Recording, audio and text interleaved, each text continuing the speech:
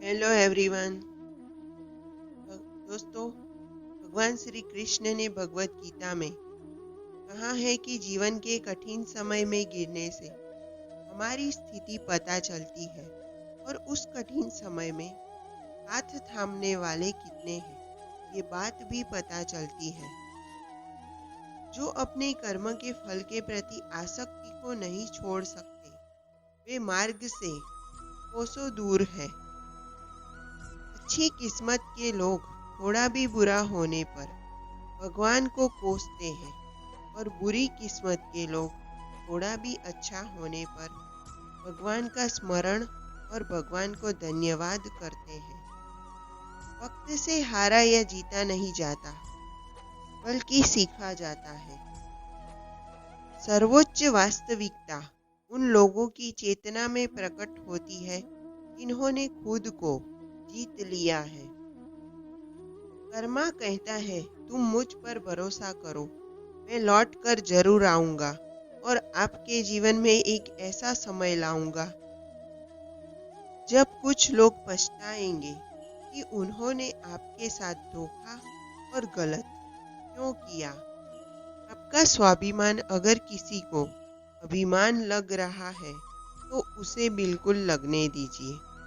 किसी दूसरे के जीवन के साथ पूर्ण रूप से जीने से बेहतर है कि हम अपने स्वयं के भाग्य के अनुसार अपूर्ण जिए। भगवान श्री कृष्ण कहते हैं, समय हमेशा चलता रहता है, कभी रुकता नहीं है।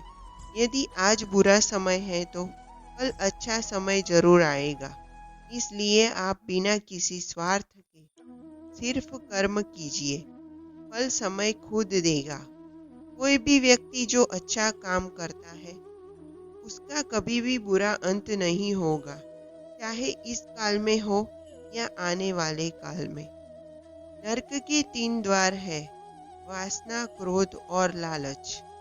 लोगों की बातें कभी दिल पर नहीं लेनी चाहिए। लोग अमरूद खरीदते समय पूछते हैं, मीठे हैं ना? बाद में नमक लगा के खाते हैं। हर इंसान को कर्म में विश्वास करना चाहिए क्योंकि ये जगत ही कर्मलोक है। कर्म आपके हाथ में है, परिणाम नहीं। इसलिए कर्म पर ध्यान लगाए, यानी कि सिर्फ काम पर ध्यान लगाए और मेहनत करें। जो मन को नियंत्रित नहीं करते उनके लिए वह शत्रु के समान कार्य करता है। एक बार अर्जुन ने भगवान श्री कृष्ण से पूछा, प्रभु, मौन और मुस्कान में क्या अंतर है? तो भगवान श्री कृष्ण ने बहुत ही सुंदर जवाब दिया, मौन और मुस्कान में ये दोनों बहुत ही शक्तिशाली हथियार है। मुस्कान से कई समस्याओं का हल किया जा सकता है और मौन रखकर कई समस्याओं को दूर रखा जा सकता है। क्रोध से भ्रम पैदा होता है, भ्रम से बुद्धि व्यग्र होती है, जब बुद्धि व्यग्र होती है तब तर्क नष्ट हो जाता है, जब तर्क नष्ट हो जाता है तब व्यक्ति का पतन हो जाता है। विश्वास ही आपका ईश्वर है। अगर आपको विश्वास है कि ईश्वर है तो वह आपको हर जगह महसूस होगे। अगर विश्वास ही नहीं है तो यदि वह आपके सामने होंगे तो भी आप पहचान नहीं पाओगे। कर्म वो फसल है जिसे इंसान को हर हाल में काटना ही पड़ता है। इसलिए हमेशा अच्छे बीज बोए ताकि फसल अच्छी हो। परमात्मा ने आपको सबसे अलग बनाया है, इसलिए दूसरों के जैसे बनकर अपनी वास्तविकता को नष्ट मत करो। अपना काम हमेशा दूसरों के कल्याण को ध्यान में रखकर करें। किसी को भी कर्तव्य का त्याग नहीं करना चाहिए क्योंकि वह उनमें दोष देखता है। हर क्रिया, हर गतिविधि दोषों से घिरी होती है, जैसे आग धुएं से घिरी होती है। वह सब कुछ करो जो तुम्हें करना है, लेकिन लालच से नहीं, अहंकार से नहीं, वासना से नहीं, ईर्ष्या से नहीं, बल्कि प्रेम, करुणा, नम्रता और भक्ति के साथ। श्री कृष्ण कहते हैं इंसान का पतन उस समय शुरू हो जाता है जब वह अपनों को गिराने की सलाह गैरों से लेने लगता है। ज्ञान धन से उत्तम है क्योंकि धन की तुम्हें रक्षा करनी पड़ती है, पर ज्ञान तुम्हारी रक्षा करता है।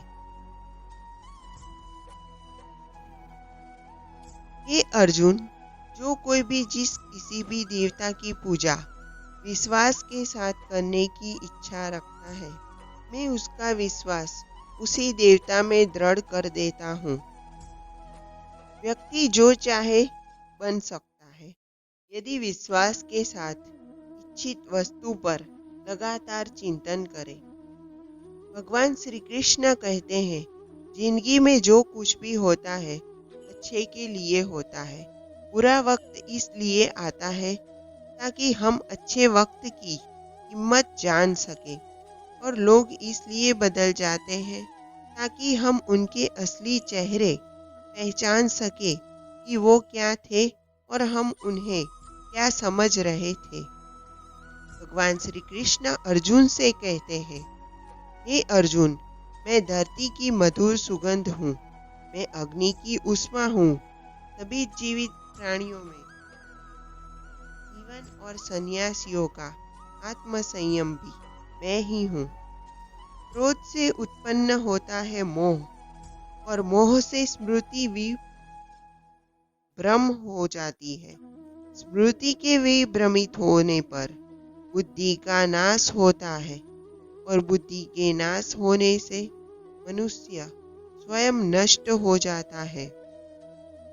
भगवान कृष्ण कहते हैं, मैं उन लोगों के लिए हमेशा मौजूद हूँ जिन्होंने मुझे हर प्राणी में महसूस किया है। समय से सब कुछ मिलता है, समय से पूर्व की चाहत ही दुख का कारण बनती है।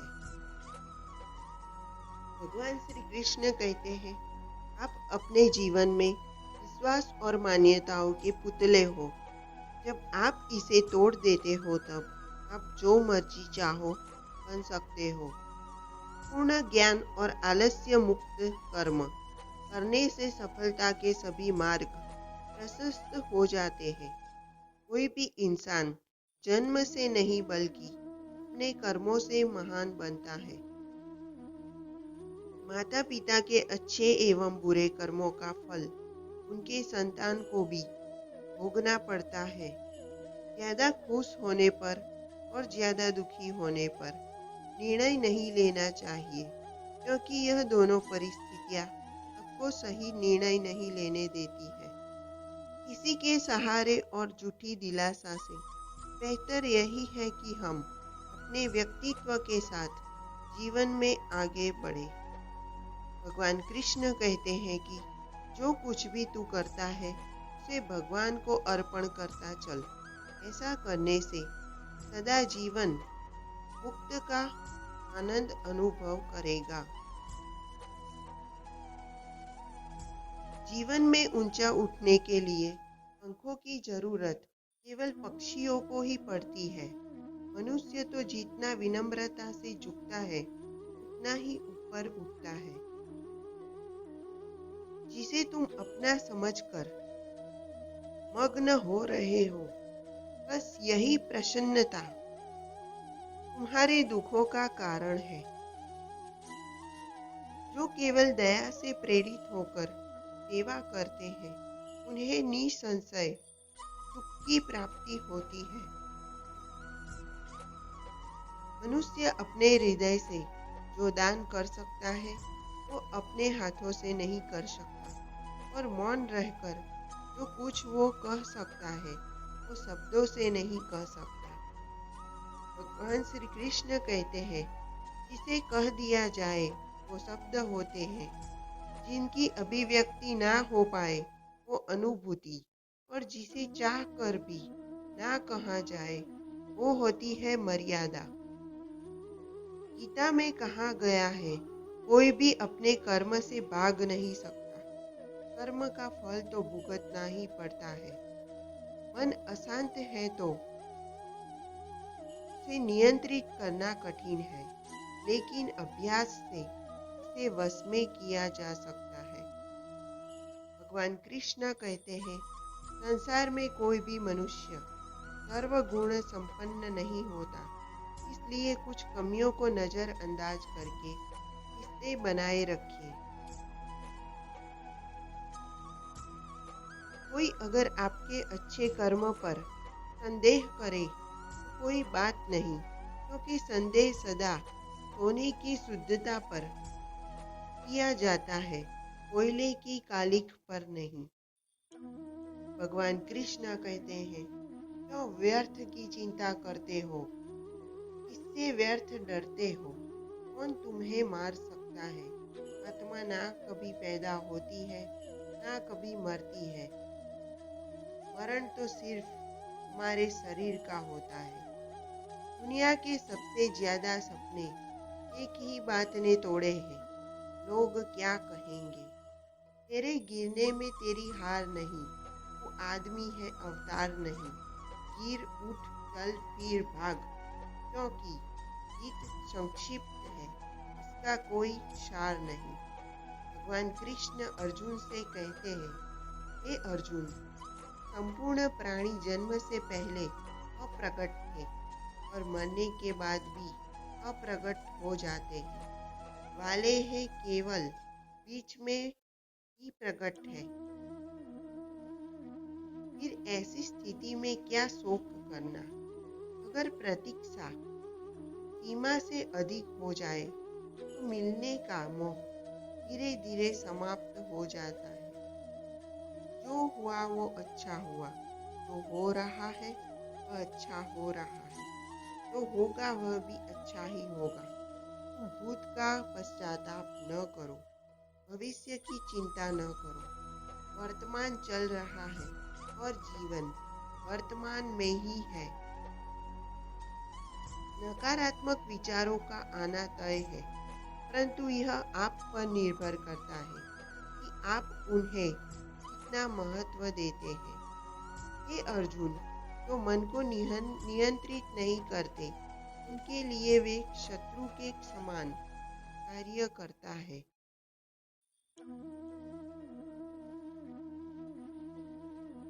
जैसा सोचोगे वैसा ही बन जाओगे।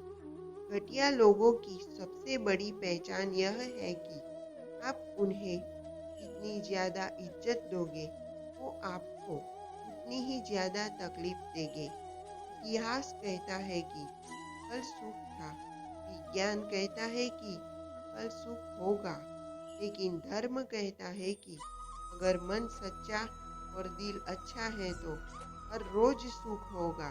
गीता में श्री कृष्ण ने बहुत बड़ी बात कही है कि यदि आप धर्म करोगे तो आपको ईश्वर से मांगना पड़ेगा, लेकिन यदि आप कर्म करोगे तो ईश्वर को आपको देना पड़ेगा। कोई लंबी बीमारी से परेशान है तो उसे कभी डरना नहीं चाहिए, बल्कि भगवान श्री राम या भगवान श्री कृष्ण या अपने श्री इष्ट का नाम हमेशा मन में जपते रहना चाहिए और बीमारी का डर उसे ईश्वर को सौंप देना चाहिए, क्योंकि जो भी होगा वो ईश्वर की मर्जी से ही होगा। हार और जीत हमारी सोच पर निर्भर है। मान लिया तो हार और ठान लिया तो जीत। भगवान श्री कृष्ण कहते हैं,